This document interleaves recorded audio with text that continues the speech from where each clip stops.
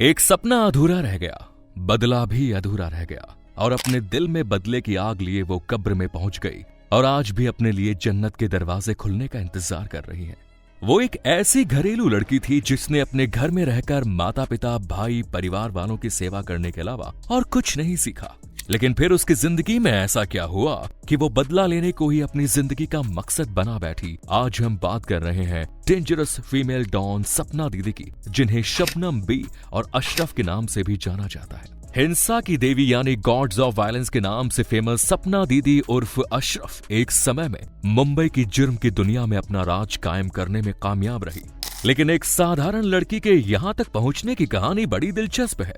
माता पिता ने इनका नाम रखा शबनम। शबनम अपने एक दोस्त की शादी में आई हुई थी। इसी शादी में आया हुआ था महमूद कालिया। इसी मैरिज सेरेमनी के दौरान शबनम और महमूद की मुलाकात हुई। ये मुलाकात दोनों के बीच इलू इलू वाले कनेक्शन में कन्वर्ट हो गई। आगे चलकर महमूद कालिया ने शबनम के सामने शादी का प्रस्ताव रखा, जिसे शबनम ने एक्सेप्ट कर लिया। दोनों के घर परिवार वालों की रजामंदी से इन दोनों की शादी हो गई। शादी के बाद शबनम अपने पति के घर चली आई। शबनम अपने पति के घर जाकर अशरफ बन गई।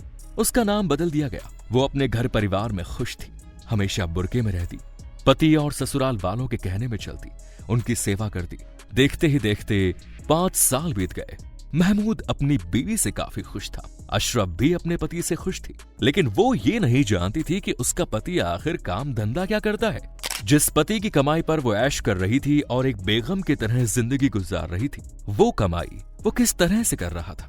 लेकिन अशरफ का शौहर महमूद कालिया मुंबई की डी कंपनी का मेंबर था और डी कंपनी के काले कारनामे से तो आप अच्छी तरह से वाकिफ हैं। महमूद कालिया दाऊद इब्राहिम के बिहाफ में मुंबई में रहकर उसके अवैध हथियारों की स्मगलिंग के धंधे को संभालता था। इसके अलावा हवाला के अवैध कारोबार को भी देखता था। मुंबई में वो डी कंपनी के बादशाह दाऊद इब्राहिम के राइट हैंड की हैसियत रखता था। एक दिन अपनी वाइफ के साथ एक हसीन रात गुजारने के बाद महमूद कालिया अपनी वाइफ अशरफ से बोला, मुझे कुछ दिन के लिए दुबई जाना है। अशरफ ने भी बिना कुछ सोचे समझे हाँ कह दी। उसने अपने पति से कुछ पूछा भी नहीं। अगले दिन महमूद फ्लाइट पकड़कर दुबई जा चुका था। वहां जाकर वो दाऊद इब्राहिम से मिला।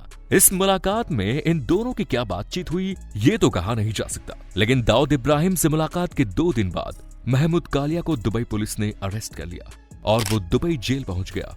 इसके बाद वो लगभग 6 महीने वहां रहा। दुबई की जेल से छूटने के बाद महमूद ने अपने घर के पड़ोस वाले नंबर पर फोन किया और अपनी पत्नी से बात करने के लिए उसे बुलावा भेजा। थोड़ी देर बाद जब उसकी पत्नी अशरफ फोन कॉल के पास पहुंची तो महमूद ने उसे बताया कि मैं घर आ रहा हूं, तुम मुझे लेने के लिए एयरपोर्ट आ जाओ। इतना सुनने के बाद तो अशरफ का दिल गार्डन हो गया। वो काफी अच्छे से तैयार हुई, नागपाड़ा से टैक्सी पकड़कर सेंटा क्रूज एयरपोर्ट पहुंची और अपने खूबसूरत लुक के साथ शाम के 4 बजे एयरपोर्ट पर अपने पति के आने का इंतजार करने लगी। महमूद अपनी फ्लाइट से उतर चुका था और एयरपोर्ट के पार्किंग एरिया से आगे बढ़ रहा था। इधर अशरफ अपने पति को देखने के लिए बेचैन हो रही थी। तभी मुंबई पुलिस का एक sub inspector Samuel Amolik Mahmood के सामने आया। उसने महमूद कालिया के सीने पर रिवॉल्वर तान दी और दनादन उसके ऊपर गोलियां बरसा दी। खून से लथपथ महमूद कालिया नीचे गिर गया। पब्लिक के बीच हुए इस शूटआउट में हर कोई हैरान था। जैसे ही अशरफ दौड़ती हुई वहां पहुंची तो उसने पुलिस वालों को यह कहते हुए सुना कि उसके पति को जेजे अस्पताल ले जाया गया है। उसने तत्काल ऑटो किया और जेजे हॉस्पिटल पहुंची। वहां उसे यह पता लगा कि अंडरवर्ल्ड का खतरनाक history sheeter Mahmood Kalia police encounter में मारा गया। पुलिस ने उसे अरेस्ट करने की कोशिश की, लेकिन उसने पुलिस पर गोली चलाई। बदले में इंस्पेक्टर सैमुअल ने उस पर गोलियां चलाई और इस तरह उसकी मौत हो गई। इस तरह पति की मौत के सदमे के साथ साथ पति के काम धंधे से रिलेटेड सच्चाई जब अशरफ के सामने आई तो वो बहुत दुखी और हैरान हुई। वो समझ नहीं पा रही थी कि वो आखिर करे तो करे क्या, लेकिन अपने पति की मौत को वो अभी भी एक्सेप्ट नहीं कर पा रही थी। फाइनली जब उसने अपने पति की डेड बॉडी को देखा तब जाकर वो सदमे में चली गई। उसे जो बताया गया उसके अकॉर्डिंग उसके पति मोहम्मद ने पुलिस पर गोलियां चलाई और पुलिस ऑफिसर सैमुअल ने सेल्फ डिफेंस में महमूद पर गोलियां चलाई, जिसमें महमूद मारा गया। जब अशरफ की जिंदगी सूनी हो गई, उसका शहर में इस दुनिया में कोई नहीं था। अपने शोहर को कब्र में दफनाने के कुछ दिनों के बाद वो घर से बाहर निकली। अंडरवर्ल्ड की दुनिया में दाऊद के दुश्मनों की कमी नहीं थी और उसका ऐसा ही एक दुश्मन था हुसैन उस्तरा।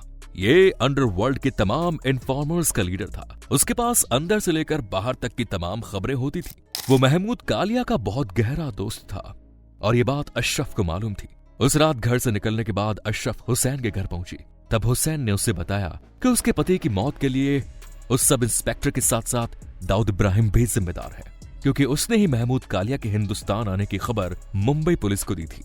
इधर मुंबई पुलिस महमूद कालिया की तलाश कर रही थी। वो उसका एनकाउंटर करना चाहती थी। फाइनली एयरपोर्ट पर उसे पुलिस ने घेरा और मौत के घाट उतार दिया। सच्चाई जानने के बाद अशरफ की आंखों से आंसू बहने लगे। उसके बहते हुए आंसुओं को पहुंचने के बाद बदला लेने में उसका सपोर्ट करने का भरोसा हुसैन उस तरह ने दिया। अब अशरफ किसी भी कीमत पर दाऊद को जान से मार देना चाहती थी ताकि उसका बदला पूरा हो सके। इसके लिए उसे हुसैन ने ही ट्रेनिंग देनी शुरू की। उसने अपने घर के पार्किंग एरिया को फायरिंग रेंज में बदला। वो लड़की जो कभी घर से बाहर नहीं निकली, वो अब बंदूक तो क्या खतरनाक राइफल और कार्बाइन जैसे हथियार चला रही थी। इसके अलावा उसे हैंड ग्रेनेड्स फेंकने के साथ साथ साइकिल, बाइक से लेकर कार तक ड्राइव करना सिखाया गया। उसने जिम ज्वाइन किया, जूडो, कराटे, मार्शल आर्ट की ट्रेनिंग ली और अपने आप को फिजिकल इतना फिट किया कि वो किसी भी मुसीबत का मुकाबला अकेले कर सकती थी। आगे चलकर उसने महमूद कालिया के उन लड़कों को अपने साथ मिला लिया जो उसके मरने के बाद दाऊद से किनारा करके बैठे थे। देखते ही देखते मुंबई में उसका अच्छा खासा गैंग तैयार हो गया। अब सवाल था कि अपने ही लड़कों की फौज के बीच बैठा दाऊद एक कमांडर की हैसियत रखता था और उस तक पहुंचना बड़ा मुश्किल था।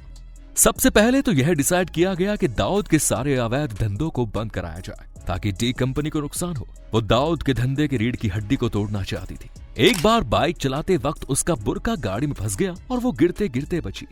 इसीलिए उसने अपने कपड़ों को भी चेंज किया।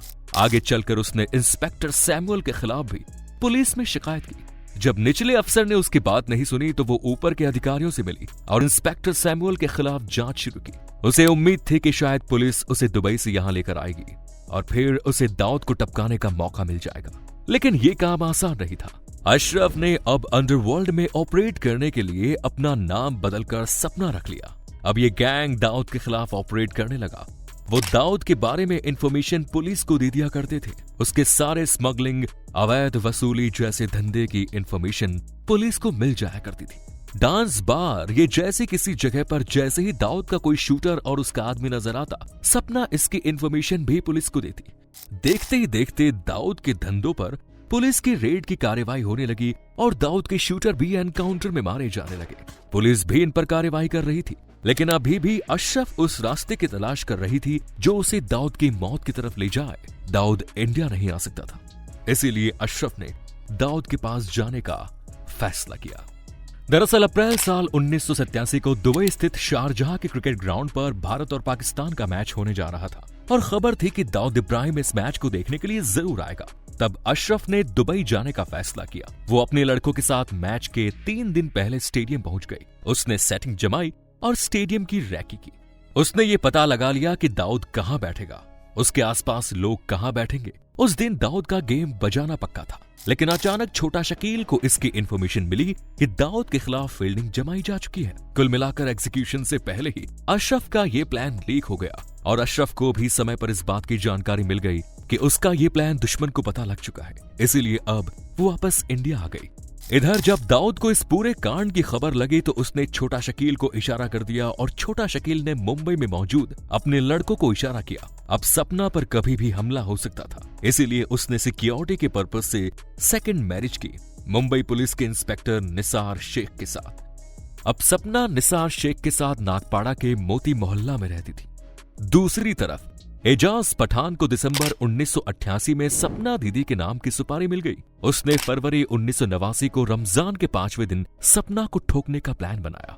हालांकि इसकी खबर सपना के लोगों को पहले ही लग चुकी थी। सपना का एक आदमी सफी तूफानी के साथ उसके पास उसकी सिक्योरिटी के लिए पहुंच ही रहा था कि अचानक उसे खबर मिली कि सपना दीदी का काम तमाम कर दिया गया है। वो जब सपना के घर पहुंचे तो पता लगा कि एजाज पठान और उसके लड़कों ने बड़ी ही बेरहमी से सपना को मौत के घाट उतार दिया है। इस तरह शबनम से अशरफ और फिर सपना दीदी बनी इस लेडी डॉन का किस्सा समाप्त हुआ। आपका इस लेडी डॉन के बारे में क्या ख्याल है, कमेंट्स में जरूर बताएं और चैनल को जरूर सब्सक्राइब करें। धन्यवाद।